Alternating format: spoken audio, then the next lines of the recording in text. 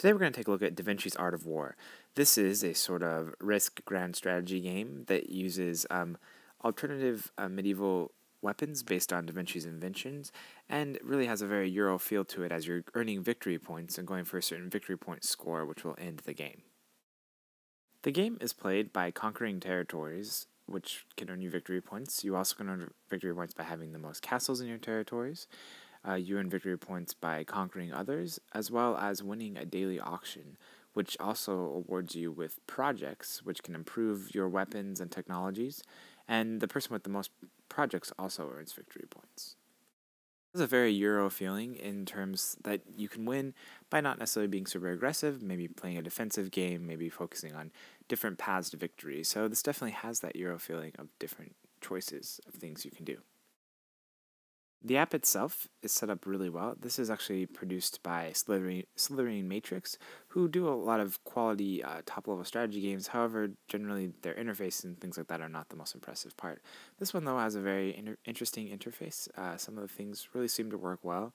As you can see, you can actually move this main dialog box around the screen, which is great, though it always still seems to be in the way. But that is a neat idea and not something I've seen very often on the platform. Combat is a sort of risk style. You choose the number of units you wish to send to battle. You can also have, as you can see, upgrade cards that give your units different strengths. So in this case, I have tanks, and I have an upgrade that allows my tanks to shoot stronger and also have less chance of breaking down, which in this case I still broke down. But and also lost a tank. This actually battle is not going too well for me. But you do rounds of combat, so the attacker will always go first, and if there are no defenders left, then that will end the battle. In this case, see, I will attack again and be able to take out 2 of his infantry units, meaning he only has 1 attack against me. Combat is, again, very much dice-based, but you have control of who you're sending in and kind of can turn the odds in your favor. The game, again, is very Euro-focused in terms that you're trying to earn victory points, and not all these are done through attacking. So you can see here that the players are earning victory points at the end of a round based on different criteria, like I explained before, and the first player to reach the VP goal of that game will be the winner. Da Vinci's Art of War is a single-player experience on iPad. As you can see, you have a player profile which you can control and make choices on, as well as view the credits, head to their company website, view game rules, and adjust a few basic settings. It's a little disappointing that you can't do this pass and play or multiplayer, since it definitely is a game that I think kind of has that fun sort of table talk feeling as you use a flying machine to wipe out your opponent and things like that. So I would love to see this game online. Some of the interface options make me feel like they may be adding online at some point, but I do not currently see it featured in this version. Da Vinci's Art of War is a really funny little grand strategy game.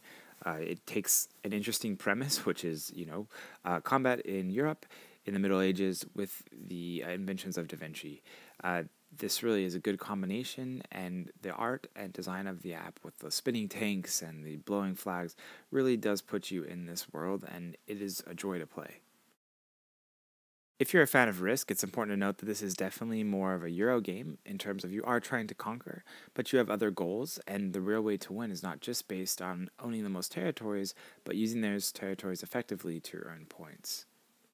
This is one of the better done area control games I've played on iPad. I really enjoy the graphics and the style. While the interface does kind of feel a little PC in some cases, and there's some interesting points of dragging things around, I think they were done well and with intention, which you can definitely tell while playing the game. So yeah, I definitely encourage you to check this one out. It definitely is against AI, and so if you were looking for a multiplayer experience, it doesn't have that at this time. But otherwise, it's definitely a very enjoyable game, and a quirky one that I don't think is in print anymore, so this is a great way to check it out on iPad.